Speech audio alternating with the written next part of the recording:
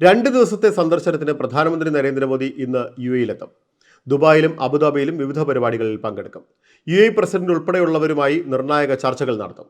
ഇരു രാജ്യങ്ങളും തമ്മിലുള്ള പങ്കാളിത്തം ചർച്ച ചെയ്യുന്നതിനൊപ്പം പുതിയ പ്രഖ്യാപനങ്ങളും ഉണ്ടാകും.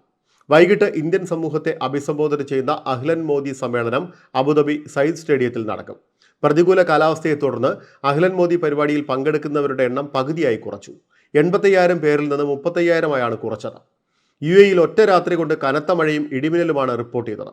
പ്രതികൂല കാലാവസ്ഥ രാജ്യത്തുടനീളം ഗതാഗത കുരുക്കിനും വെള്ളക്കെട്ടിനും കാരണമായതായി റിപ്പോർട്ട് ചെയ്യപ്പെട്ടു. ഈ സാഹചര്യത്തിലാണ് പരിപാടിയിൽ പങ്കെടുക്കുന്നവരുടെ എണ്ണം ഗണ്യമായി കുറച്ചിരിക്കുന്നതെന്ന് അധികൃതർ അറിയിച്ചു. നാളെ അബുദാബിയിൽ ഒരുങ്ങിയിരിക്കുന്ന ബാബ്സ് ഹിന്ദു മന്ദിർ അദ്ദേഹം ഉദ്ഘാടനം ചെയ്യും. പശ്ചിമേഷ്യയിലെ തന്നെ ഏറ്റവും വലിയ ഹൈന്ദവ ക്ഷേത്രമാണ് അബുദാബിയിലേത്. 2019 ഡിസംബറിലാണ് ക്ഷേത്രത്തിന്റെ നിർമ്മാണം തുടങ്ങിയത്. 100 കണക്കിന് തൊഴിലാളികളുടെ നേതൃത്വത്തിലായിരുന്നു നിർമ്മാണം.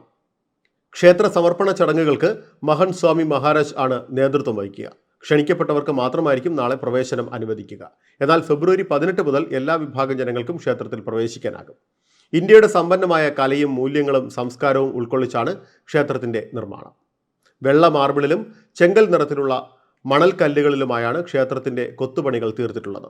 ഇന്ത്യൻ വാസ്തുശില്പകലയുടെ വേറിട്ട കാഴ്ചകളും ഇവിടെ കാണാനാകും. രാമായണവും മഹാഭാരതവുമെല്ലാം പരാമർശിക്കുന്ന കൊത്തുപണികൾക്കൊപ്പം അറബ് ചിഹ്നങ്ങളും ഉൾപ്പെടുത്തിയിട്ടുണ്ട്. UAE ഭരണകൂടം അനുവദിച്ച 27 ഏക്കർ സ്ഥലത്താണ് ക്ഷേത്രം നിർമ്മിച്ചത്.